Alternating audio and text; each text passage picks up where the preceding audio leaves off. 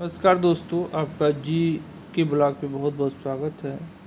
जिस तरीके से सरकारें बेरोजगारों पे लाठी मार रही हैं, उनको भगा रही हैं, और एक बात तो बहुत गलत है कि आप फार्म निकालते हैं 2019 के चुनाव से पहले 2018 में, और कहते हैं कि 6 महीने के अंदर सबको नियुक्ति पत्र दे दिया जाएगा, और उसके बाद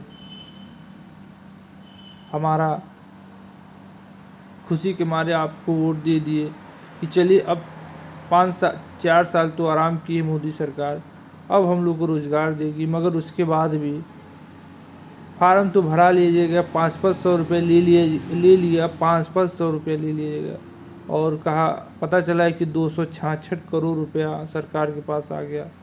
फिर उसमें से कहा कि जो पेपर दे देगा उसको हम पैसा वापस कर देंगे। तो ऐसा कोई मतलब होता है? पहले ही पैसा आप कम कर दीजिए, 100 रुपया का ही फार्म भराइए। और पहले तो बच्चों बेरोजगारों से पैसा तो लेना नहीं चाहिए, 100 रुपया भी, 1 रुपया भी लेना नहीं चाहिए। सरकार को पहले नियम बदल देना चाहिए कि 1 रुपया भी बेरोजगारों का फार्म का पैसा नहीं लेना चाहिए। मगर सरकार फार्म का भी पैसा लेती है। पहले ये था कि लोग पोस्टल ऑर्डर से टिकट लगा के भेजते थे, तो टिकट का ऑप्शन छूट गया। उस लोगों ने सोचा कि अब तो टिकट का ऑप्शन नहीं है और फार्म तो 10 रुपये में ख़रीद के उसको भर के भेज दे। मगर टिकट का पैसा सरकार अब अपने पास रखने लगी, तब भी उसका मन नहीं भर रहा है। 100 200 500 रुपये का फार्म निकाल रही है। अब बच्चे 3000 के रूम में रहते हैं, एक रूम में 4 बच्चे रहते हैं, 500 लगा के सब भाड़ा देते हैं। 500 आप लोग फार्म में ले लेते हैं, 1 महीने का भाड़ा आप लोग ले लेते हैं सरकार।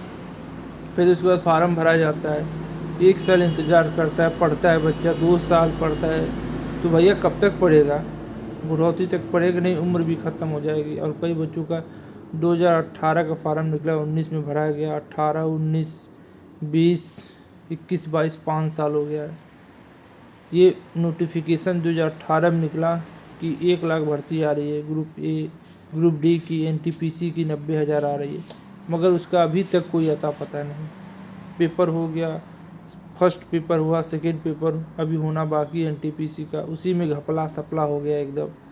फिर ग्रुप डी का तो अभी तक पेपर ही नहीं हुआ, 2019 का निकला है फार्म नोटिफिकेशन, फार्म भरा है 19 20 21 3 साल हो गए, चौथा साल चल रहा है। तो इस साल भी शायद 6 महीने के अंदर नहीं हो पाएगा, क्योंकि ये चुनाव था। लोगों ने सोचा कि चुनाव में जल्दी जल्दी हम लोग आवाज़ उठाएंगे, ट्विटर पे ट्रेंड कराएंगे, और उसके बाद ये भर्ती हो जाएगी। मुझे लग रहा है कि यूपी का चुनाव जीते चाहे हारे भाजपा, भर्ती तो कराएगी नहीं।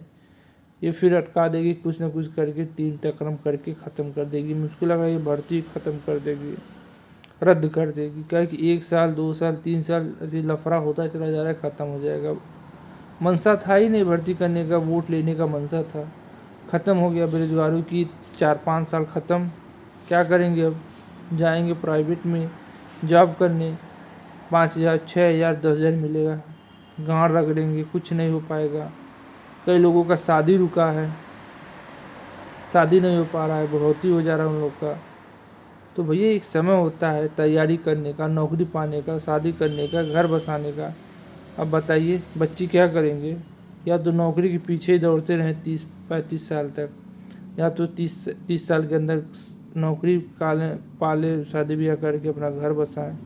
मगर सरकार चाहती नहीं है, सबको रड़वा रखना चाहती है सरकार, और सोच रही है कि जैसे हम रड़वे हैं वैसे सबको रड़वा रहेगा। तो भैया सबकी ज़िंदगी अलग अलग है, और लोग प्राइवेट नौकरी किस लेके कहाँ करें? इतनी नौकरियां हैं ही नहीं भारत में। एक ही रास्ता बचता है, कुछ काम सीखो, कारपेंटर, प्लम्बर, टैक्सियन, बिल्डिंग का, जाओ विदेश, 20,000 25,000 50,000 तक कमाते, ड्राइविंग लाइसेंस बनवा लो।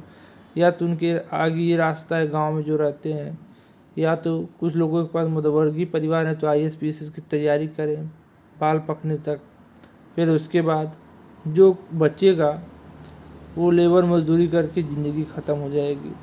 यही सरकार कर रही है, और वोट बैंक के लिए युवाओं का यूज़ कर रही है, तो उसको बहुत महंगा पड़ेगा। युवाओं ने सोचा मोदी सरकार आएगी, 2 करोड़ नौकरियां देगी, मोदी सरकार आई तो 2 करोड़ नौकरियाँ छीन रही है लोगों से। हर साल लोग 2 करोड़ नौकरी से हाथ धो रहे हैं, सब कंपनियां निकाल रही हैं, छटनी कर रही हैं। 80,000 70,000 पाने वालों को कंपनियां निकाल दे रही हैं।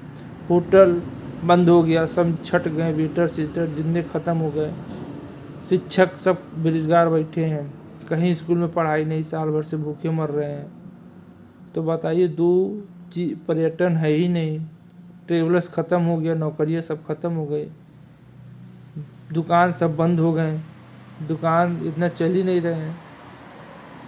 जो दुकान खोला था वो भी कोरोना में बंद करके घरे बैठा है, किराया कौन देगा। तो एक प्रकार से आधे से अधिक नौकरियां बंद हो चुकी हैं प्राइवेट में, धंधा पानी भी सबका बंद हो चुका है। कितना कोई दुकान खोलेगा, सब ठेला ठेला भी सब खत्म हो चुका है। घर बनवाना की दूर की बात, सब लोग घर बनवाना भी छोड़ दिए। पहले अपने कोरोना में इतना पैसा खर्च हो गया डॉक्टरी में कि लोग सोच रहे हैं कि फिर कोरोना आ जाएगा तो हम क्या करेंगे।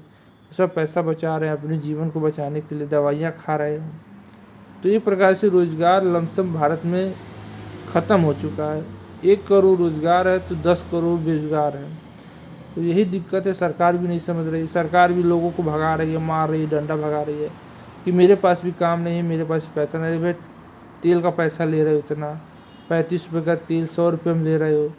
सरसों का तेल इतना महंगा है, महंगाई इतना महंगा है, गैस सिलेंडर इतना महंगा है, टैक्स ले रहे हो, टोल ले रहे हो, चालान इतना भयंकर काट रहे हो गाड़ियों पे, इतना भयंकर टैक्स ले रहे हो। बाकी सब पैसा कहाँ जा रहा है। ये बच्चों को दीजिए, नौकरी दीजिए, ऐसा नहीं कि हम लोग पढ़ाई करके ही मांग रहे हैं। तो ये सरकार बहुत गलत कर रही है, इसका खामियाजा सरकार को भोगना पड़ेगा। और बच्चों को रोज़गार दीजिए। और इस तरीके से काम नहीं चलेगा कि पैसा नहीं है, तनख्वाह देने का पैसा नहीं है, कंगाल हो गई है सरकार। सारे बेच रहे हैं, इतना विज्ञापन आ रहा है भाजपा का, हर जगह विज्ञापन, हर जगह विज्ञापन, पेपर से लेके ऐप तक, यूट्यूब से लेके इंस्टाग्राम तक।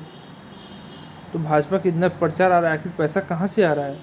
करोड़ों अरबों रुपया लग रहा है, सरकारी सब पैसा, सरकारी पैसे से जहाज़ खरीदा रहा है, मर्सिडीज कार खरीदा रही है 12 करोड़ की, हेलीकॉप्टर खरीदा रहा है 100 करोड़ का।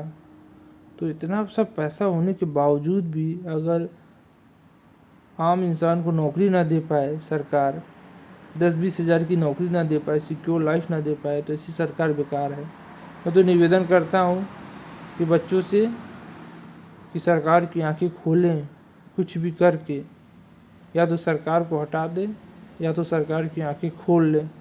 2 में से एक बचा है। और मेहनत अब करते हैं, कितना करेंगे, एक सीट निकलेगा, 1 करोड़ बच्चे हैं, कहाँ हो पाएंगे। हमारी पीटा अक्षर वक्षर ख़त्म हो जाएगा। तो इससे सरकार को जगाना होगा और बताना होगा कि हम लोग कमज़ोर नहीं हैं, हम लोग अपने हक के लिए लड़ाई लड़ सकते हैं। तो इसी के साथ मैं आशा करता हूँ कि आप लोग समझ गए होंगे। जय हिंद, जय भारत।